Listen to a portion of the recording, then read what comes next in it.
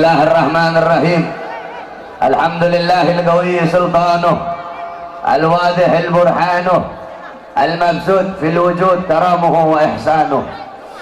Allahumma salli wa sallim wa barik wa karrim wa azim ala miftahi bab rahmatillah adada ma fi ilmillah salatan wa salaman daimaini bidawami mulkillah wa ala alihi wa sahbihi adada kulli dharratin alfa marrah amma ba'd. Yang saya cintai, yang saya muliakan, para alim ulama, para kiai, para asatid, para tokoh masyarakat, para aparat pemerintah. Yang saya cintai, yang saya muliakan, ketua panitia beserta seluruh panitia peringatan Isra wal Mi'raj Nabi besar Muhammad sallallahu alaihi wasallam, beserta seluruh hadirin hadirat, bapak-bapak, ibu-ibu, pemuda-pemudi umat baginda Nabi besar Muhammad yang selalu dimuliakan oleh Allah Subhanahu wa taala.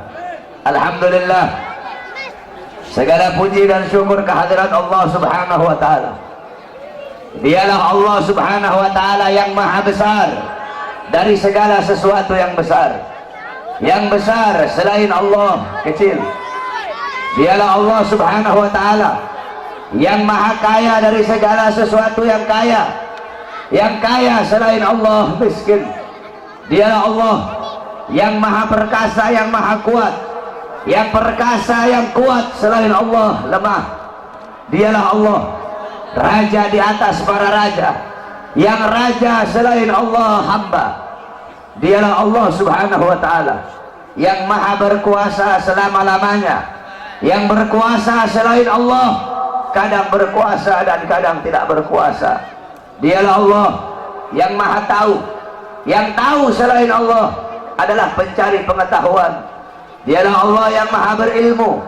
Yang berilmu selain Allah adalah pencari ilmu. Dialah Allah yang maha hidup. Yang hidup selain Allah pasti akan mati. Yang ada selain Allah pasti akan tiada. Yang wujud selain Allah pasti akan binasa. Sedangkan hidupnya Allah, adanya Allah, wujudnya Allah selama-lamanya kekal abadi, tidak akan pernah musnah dan tidak akan pernah binasa. Dan dialah Allah yang dimana pada malam hari yang mulia ini, di tempat yang penuh dengan barakah ini, Allah Subhanahu wa taala mengumpulkan kita di majelis ilmu, di majelis zikir yang penuh dengan kemuliaan ini. Semoga duduknya kalian di sini Allah ampuni dosa-dosa kalian, dosa-dosa yang telah lalu, dosa-dosa yang akan datang, dosa-dosa yang tampak, dosa-dosa yang tidak tampak, dosa-dosa yang besar, dosa-dosa yang kecil. Sebab duduknya kalian di sini mendapatkan keberkahan, mendapatkan keutamaan daripada baginda Nabi besar Muhammad sallallahu alaihi wasallam. Saudara-saudara, beruntung kalian menjadi umat yang paling baik, menjadi umat yang paling mulia, menjadi umat yang paling agung, menjadi umat yang paling utama, yaitu umat baginda Nabi besar Muhammad sallallahu alaihi wasallam. Umat yang selalu dibanggakan oleh Nabi, umat yang pertama kali dibangkitkan dari dalam kubur, umat yang kelak di akhirat akan menjadi pemimpin dari seluruh umat-umat yang lain. Umat yang dimana qala Allah, innal jannah muharramatun alal umam qabla an tadkhuluha ummatuh. Sesungguhnya sorga diharamkan oleh Allah untuk dimasuki oleh umat manapun sebelum sorga dimasuki oleh umat Nabi Muhammad. Beruntung kalian menjadi umat Nabi Muhammad sallallahu alaihi wasallam. Para nabi-nabi, rasul-rasul terdahulu, beliau-beliau iri kepada kita sebagai umat Nabi Muhammad.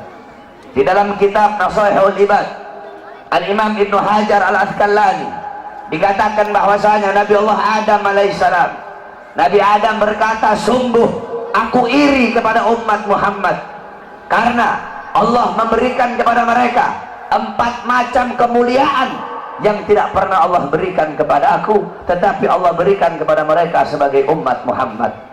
Yang pertama kata Nabi Allah Adam alaihissalam, ketika aku berbuat salah, Allah lepaskan aku, Allah lepaskan pakaian yang ada di tubuhku. Aku berbuat salah dalam keadaan berpakaian. Karena Allah murka, Allah lepaskan pakaianku. Sedangkan umat Muhammad, mereka berbuat dosa, mereka berbuat salah dalam keadaan telanjang, tapi tetap Allah berikan mereka pakaian. Saya berbuat salah dalam keadaan berpakaian, Allah lepaskan pakaian saya. Umat Muhammad kebalik, mereka berbuat dosa dalam keadaan telanjang, tapi tetap Allah berikan mereka pakaian. Ini tidak pernah Allah berikan kepada aku, tapi Allah berikan kepada umat Muhammad. Yang kedua, kata Nabi Adam alaihissalam, ketika aku berbuat salah, Allah menerima taubatku ketika aku berada di kota Mekah saja. Aku bertobat di tempat-tempat yang lain, Allah tidak terima taubatku. Tapi ketika aku berada di kota Mekah, Allah langsung terima taubatku. Bagi umat Muhammad, mereka bertaubat tidak harus ke Mekah. Dimanapun mereka bertaubat, akan Allah terima taubat mereka.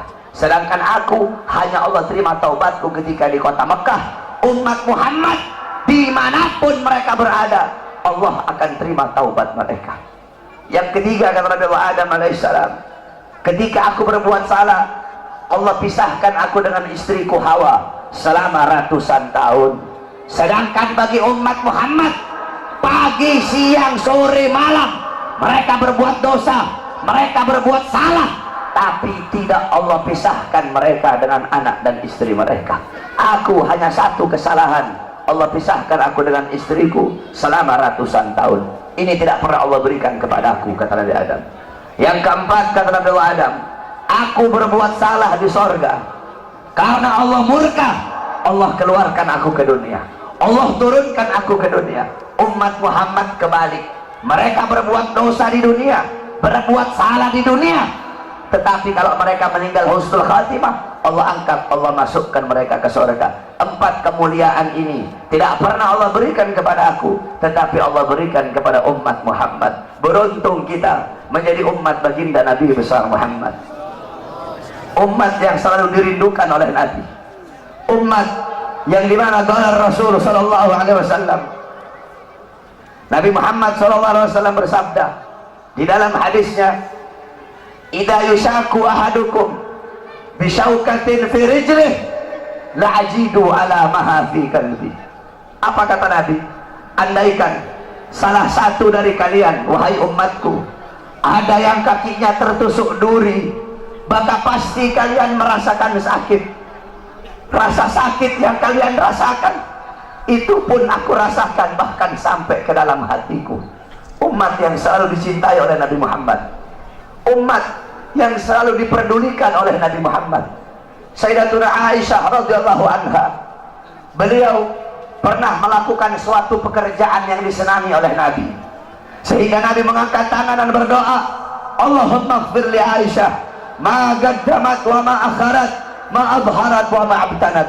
Ya Allah, ampuni dosa-dosa Aisyah yang telah lalu, yang telah lalu, yang akan datang, yang tampak, yang tidak tampak. Ampuni dosa Aisyah ya Allah. Siti Aisyah loncat-loncat. Siti Aisyah sangat senang dengan doa Nabi Muhammad. Nabi berkata, wahai Aisyah, apakah kamu senang dengan doa seperti itu? Kata Siti Aisyah, siapa yang tidak senang didoakan manusia mulia sepertimu ya Rasulullah. Kata Nabi, wahai Aisyah, kalau kamu senang dengan doa seperti itu, ketahuilah doa seperti itulah yang setiap yang setiap saat, setiap pagi, siang, sore, malam, setiap waktu aku mintakan kepada Allah untuk umatku. Nabi Muhammad begitu peduli kepada kita sebagai umat. Beruntung kalian menjadi umat yang dimana qala Sayyidina Ali karamallahu wajhah, inna Rasulullah fi akhir nafsi haragat syafataihi marratain fa'algaitu sam'i fasami'tuhu yaqul ummati ummati faqbila Rasulullah. Sayyidina Ali berkata, Nabi Muhammad pada saat detik-detik terakhir nafasnya, aku melihat bibir beliau menggerakkan dengan 2 kali gerakan. Aku dekatkan telingaku, aku mendengar beliau berkata, ummati ummati, umatku umatku, kata Nabi Muhammad SAW. Bahkan pada saat detik-detik terakhir nafasnya, Nabi Muhammad masih memikirkan kalian sebagai umat. Ketika itu Nabi Muhammad terbaring sakit di kamar yang biasa beliau tiduri, di rumah Sayyidatuna Aisyah radhiyallahu anha. Allah berkata kepada Jibril, wahai Jibril, turun kamu, sampaikan kepada Muhammad, aku berikan kepada dia dua pilihan. Apakah dia akan memilih aku atau dia memilih kehidupan dunia? Kalau dia memilih kehidupan dunia, akan aku panjangkan umurnya. Tapi kalau dia memilih aku, sampaikan kepadanya, pada hari ini akan datang ajalnya. Turun Jibril membawa firman tersebut. Kemudian Jibril menyampaikan, ya Rasulullah, Allah memberikan kepada kamu dua pilihan. Apakah engkau memilih Allah atau memilih dunia? Kalau engkau memilih Allah, pada hari ini akan datang kematianmu. Kalau kamu memilih dunia, Allah panjangkan umurmu. Apa kata Nabi Muhammad? Wahai Jibril, sudah tentu aku lebih memilih Allah. Bagiku kehidupan sebenarnya bukan dunia. Kehidupan sebenarnya bagiku ketika ruhku berpindah menghadap Allah subhanahu wa ta'ala. Pergi Jibril membawa kabar tersebut. Kemudian Allah memanggil Israel, wahai Israel, wahai pencabut nyawa, turunlah kamu ke dunia. Pasang muka yang paling bagus, pasang wajah yang paling bagus. Kamu akan mencabut nyawa makhluk yang paling mulia, yaitu Nabi Muhammad. Kamu cabut nyawa dia, itu pun kamu izin dulu kepada dia, mau tidak dia dicabut nyawanya. Kalau dia mau kamu cabut, kalau dia tidak mau kamu kembali kepada aku. Turun Israel membawa perintah Allah untuk mencabut nyawa baginda Nabi besar Muhammad. Israel berdiri di depan pintu rumahnya Nabi. Israel tidak berani langsung masuk rumahnya Nabi. Israel berdiri di depan pintu rumah Nabi Muhammad. Israel mengucapkan salam. Assalamualaikum ya Rasulullah, Assalamualaikum ya Habibullah, Assalamualaikum ya Safiyullah. Pintu rumah dibuka oleh Sayyidatuna Fatimah. Sayyidatuna Fatimah putrinya Nabi membuka pintu rumah tersebut. Siti Fatimah berkata, siapa engkau? Apakah engkau tidak lihat ayahku sedang terbaring sakit? Israel menjawab, aku yang memisahkan anak dengan orang tua, aku yang memisahkan orang tua dengan anak, aku yang memisahkan suami dengan istri, aku yang memisahkan istri dengan suami, aku yang menjadikan anak-anak menjadi yatim, aku yang menjadikan istri-istri menjadi janda, aku yang meramaikan kuburan, aku pemisah antara kehidupan dan kematian. Aku adalah Israel. Allah memberikan mandat kepada aku untuk mencabut nyawa seluruh makhluk, dan aku datang ke sini untuk mencabut nyawa makhluk yang paling mulia, baginda Nabi besar Muhammad. Siti Fatimah lari menangis. Siti Fatimah kembali ke pangkuan ayahnya. Siti Fatimah berkata, wahai ayahku, engkau akan wafat. Wahai ayahku, kau akan meninggal dunia. Israel sudah ada di depan ingin mencabut nyawamu ya Rasulullah. Rasulullah berkata, jangan kau bersedih wahai Fatimah. Wahai Fatimah, ketahuilah, setelah kematianku, engkau adalah manusia yang pertama kali akan menyusulku. Setelah kematianku nanti kelak, engkau adalah manusia yang pertama kali masuk surga setelah aku. Siti Fatimah mengusap air matanya. Datang Israel berdiri di hadapan Nabi Muhammad. Israel berkata, ya Rasulullah, dengan segala kerendahan hatiku, aku datang kemari untuk mencabut nyawamu atas perintah Allah. Aku izin dulu kepadamu, apakah engkau mau dicabut nyawa? Kalau engkau mau, aku cabut. Kalau engkau tidak mau, aku kembali kepada Allah subhanahu wa ta'ala. Nabi Muhammad berkata, ya Jibril, wahai Jibril, aku belum puas meninggalkan umatku kalau belum diberi jaminan oleh Allah subhanahu wa ta'ala. Nabi Muhammad masih memikirkan nasib kita sebagai umat. Nabi Muhammad pergi menghadap apa? Jibril pergi menghadap Allah. Jibril berkata, ya Allah, kekasihmu Rasulullah meminta jaminan untuk umatnya. Apa kata Jibril? Ya Rasulullah, ya Allah, kekasihmu meminta jaminan untuk umatnya. Allah berkata, Allah berfirman, fa'auhallahu ta'ala ala Jibril, basyirhu ya Jibril, innahu awwalu nasin kharijun minal ardi idha bu'isu wa sayyiduhum idha jami'u fabashirhu innal jannah muharramatun alal umam qabla an tadkhuluha ummatuh. Tadi Allah berkata kepada Jibril, wahai Jibril, sampaikan kepada kekasihku Muhammad, dia adalah manusia yang pertama kali akan aku bangkitkan dari dalam kubur. Dia adalah manusia yang menjadi pemimpin seluruh manusia di dunia dan akhirat. Dia menjadi pemimpin kelak ketika hari kebangkitan. Dan sampaikan kepadanya, jaminan dariku, surga aku haramkan untuk dimasuki oleh umat manapun sebelum surga dimasuki oleh umatnya. Turun Jibril bawa wahyu tersebut. Rasulullah berkata, al-an qarrat aini, sekarang aku senang, sekarang aku puas, cabutlah nyawaku wahai Israel. Dicabut nyawa Nabi Muhammad SAW. Ketika dicabut nyawa Nabi Muhammad mendesah. Nabi Muhammad berkata, dicabut lagi nyawa Nabi Muhammad. Nabi Muhammad berkata, Nabi Muhammad merasakan sakit. Di sebelah kanannya Nabi ada sebuah cawan berisi air. Nabi Muhammad letakkan tangannya di cawan tersebut. Beliau usap air keringat yang keluar dari wajah beliau. Kemudian beliau berkata, wahai Israel, apakah seperti ini rasa sakit dicabut nyawa? Israel berkata, iya ya Rasulullah, seperti itulah rasa sakit dicabut nyawa. Nabi berkata, apakah rasa sakit seperti ini juga yang nanti bakal dialami oleh umatku? Apakah rasa sakit seperti ini yang nanti bakal umatku rasakan wahai Israel? Israel berkata, iya ya Rasulullah, rasa sakit seperti itulah yang nanti bakal dialami oleh umatmu. Rasa sakit seperti itulah yang nanti bakal dirasakan oleh umatmu. Mendengar itu Nabi Muhammad menangis. Nabi Muhammad mengangkat tangan. Doa terakhirnya Nabi Muhammad, harapan terakhirnya Nabi Muhammad, doa yang menutupi wafatnya Nabi Muhammad SAW. Beliau mengangkat tangan dan berdoa, Allahumma khaffif ala ummati fi sakaratil maut. Ya Allah, ringankanlah sakaratul maut umatku. Ya Allah, permudahkanlah sakaratul maut umatku. Aku nabi mereka, aku pemimpin mereka, aku penanggung jawab mereka. Ya Allah, biar aku menanggung seluruh rasa sakit sakaratul maut umatku. Biar aku menanggung beban penderitaan rasa sakit mereka. Ya Allah, umatku tidak akan kuat, mereka tidak akan sanggup. Ya Allah, biar aku Muhammad menanggung rasa sakit sakaratul maut umatku. Apa yang telah kau lakukan untuk Nabi Muhammad? Apa yang telah kau korbankan untuk Nabi Muhammad? Nabi Muhammad berjuang untuk kalian.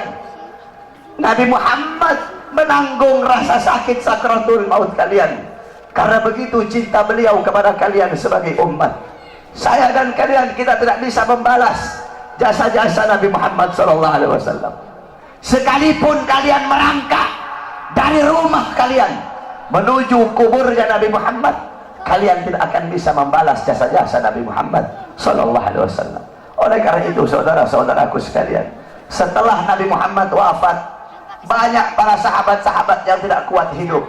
Ada sahabat yang berdoa, ya Allah, cabut kedua mataku.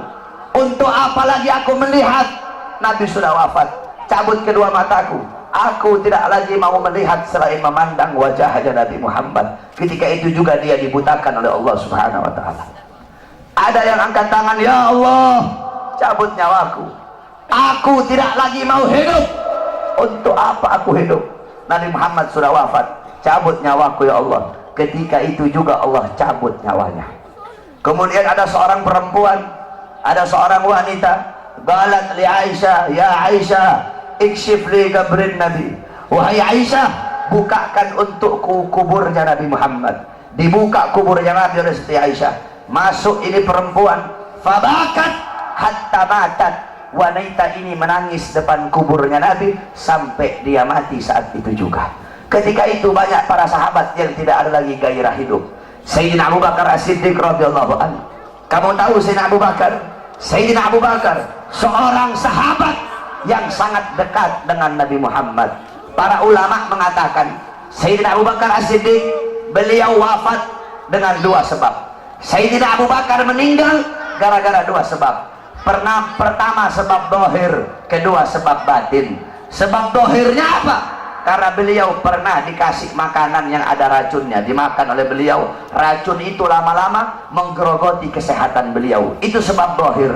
Sebab batin beliau meninggal, kenapa? Sebab batin beliau meninggal karena terlalu merindukan baginda Nabi besar Muhammad SAW. Istri beliau berkata, setiap kali Abu Bakar bangun dari tidur, pasti bantalnya beliau basah. Basah dengan apa? basah dengan air mata kerinduan kepada baginda Nabi besar Muhammad. Kamu tahu, setelah Nabi Muhammad wafat, Sayyidina Abu Bakar As-Siddiq duduk kayak begini.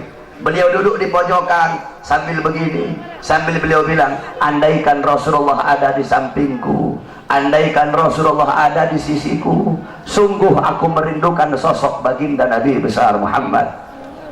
Bilal ibn Rabah, muazzinnya Nabi, setelah Nabi wafat, Bilal pergi pindah, nggak mau lagi beliau tinggal di Madinah. Kenapa? Tidak kuat teringat kenangan bersama baginda Nabi besar Muhammad. Selama 2 tahun Bilal pindah ke Syam. Kemudian selama 2 tahun beliau di sana, tiba-tiba mimpi Nabi Muhammad. Nabi Muhammad berkata, wahai Bilal, datang kau berziarahlah kepada aku. Datang Bilal selama 2 tahun. Bilal datang ziarah di kuburnya Nabi Muhammad. Ketika Bilal ziarah di kuburnya Nabi Muhammad sambil menangis, tiba-tiba datang Sayyidina Umar bin Khattab. Sayyidina Umar berkata, wahai Bilal, kami sudah lama tidak mendengar suara azanmu. Maukah engkau azan untuk kami, wahai Bilal? Bilal menolak, Bilal tidak mau. Datang Sayyidina Abu Bakar As-Siddiq, wahai Bilal, kami sudah lama tidak mendengar suara azanmu. Maukah kau azan untuk kami, wahai Bilal? Apa kata Bilal? Wahai Abu Bakar, apakah dulu kamu membebaskan aku karena Allah atau karena dirimu? Kalau dulu kamu membebaskan aku karena Allah, jangan kau paksa aku untuk azan. Tapi kalau kau membebaskan aku karena dirimu, aku akan azan untuk dirimu. Dulu setiap aku mengucapkan asyhadu anna Muhammadar Rasulullah, Nabi Muhammad selalu tersenyum kepada aku. Sekarang ketika aku mengucapkan itu, siapa yang akan tersenyum kepadaku? Jangan kau paksa aku untuk azan, wahai Abu Bakar. Tiba-tiba datang 2 orang pemuda. Pemuda yang pertama dari perut ke atas mirip Nabi Muhammad. Pemuda yang kedua dari perut ke bawah mirip Nabi Muhammad. Mereka adalah Sayyidina Hasan dan Sayyidina Husain, cucunya Nabi Muhammad SAW. Sayyidina Hasan dan Sayyidina Husain berkata, wahai Bilal, maukah kau azan untuk kami sebagaimana kau azan untuk datuk kami baginda Nabi besar Muhammad? Bilal menangis. Apa kata Bilal? Wahai cucu Rasulullah, kalau aku menolak permintaan kalian, kelak aku akan menghadap Nabi Muhammad, aku akan jawab apa ketika aku ditanya oleh Nabi Muhammad? Abu Bakar memerintahkan aku tidak mau. Umar memerintahkan aku tidak mau. Kalau kalian yang perintahkan, aku tidak bisa menolak. Karena kalau aku tolak, aku takut kelak di hadapan kakek kalian tidak bisa menjawab apa-apa. Aku takut tidak mendapatkan perhatian. Aku takut tidak mendapatkan syafaat dari kakek kalian. Naik Bilal di tempat yang biasa beliau azan. Bilal mengumandangkan azan. Allahu Akbar, Allahu Akbar, Allahu Akbar, Allahu Akbar. Kamu tahu, penduduk Madinah ketika itu gempar. Mereka berkata, hal bu'isar Rasul, apakah Nabi diutus lagi? Apakah Nabi Muhammad hidup lagi? Kok Bilal mau azan? Apakah Nabi hidup lagi? Kenapa Bilal azan? Mungkin Nabi Muhammad hidup lagi. Yang punya toko menutup tokonya, yang di pasar mereka keluar dari pasar. Bilal melanjutkan azannya. Asyhadu an la ilaha illallah, asyhadu an la ilaha illallah. Wanita-wanita yang dipingit keluar dari rumahnya masing-masing. Mereka meneriakkan, hal bu'isar Rasul, apakah Nabi diutus lagi? Apakah Nabi hidup lagi? Sehingga Bilal mau azan. Begitu mereka merindukan sosok Nabi Muhammad. Ketika mereka sampai di tempat Bilal azan, mereka tidak melihat sosoknya Nabi. Ketika itu Madinah tenggelam dalam lautan air mata. Itu kecintaan mereka para sahabat kepada Nabi, kerinduan mereka setelah wafatnya baginda Nabi besar Muhammad SAW. Oleh karena itu, saudara-saudaraku sekalian yang dimuliakan oleh Allah Subhanahu wa taala, cintai oleh kalian Nabi Muhammad, ikuti beliau, jadikan beliau sebagai uswah, sebagai qudwah, sebagai teladan dan pedoman kamu dalam kehidupan sehari-hari. Ikuti sunnah-sunnah beliau, jadikan rumah tangganya kamu rumah tangga Nabi Muhammad. Jadikan kau punya rumah tangga Nabi Muhammad. Kamu tahu, banyak sekarang rumah tangga yang hancur, banyak sekarang rumah tangga yang berantakan. Kenapa? Karena rumah tangga itu tidak mengikuti rumah tangga baginda Nabi besar Muhammad. Rasulullah SAW bersabda, baiti jannati. Nabi Muhammad berkata, rumahku adalah sorgaku. Rumahku adalah sorgaku. Bukan rumah yang mewah, bukan rumah yang megah, bukan rumah yang tingkat, bukan isi rumah itu perabotan-perabotan yang mahal, bukan suami yang kaya, bukan suami yang ganteng, bukan istri yang cantik, bukan anak-anak yang pintar dalam urusan dunia. Bukan itu baiti jannati. Baiti jannati, rumahku, surgaku, adalah suami yang taat kepada Allah, suami yang patuh kepada Allah, istri yang taat kepada Allah, istri yang patuh kepada Allah, anak-anak yang taat kepada Allah, anak-anak yang patuh kepada Allah, rumah tangga yang dihidupkan dengan salat, rumah tangga yang dihidupkan dengan Al-Quran, rumah tangga yang dihidupkan dengan sunnah-sunnah Nabi. Ini adalah baiti jannati. Walaupun rumahnya dari kardus, walaupun tinggalnya di bawah jembatan, kalau suami, istri, anak-anak taat patuh tunduk kepada Allah, rumah tangga itu akan menjadi sorga. Rumah tangga itu, itulah rumah tangga baginda Nabi besar Muhammad sallallahu alaihi wasallam.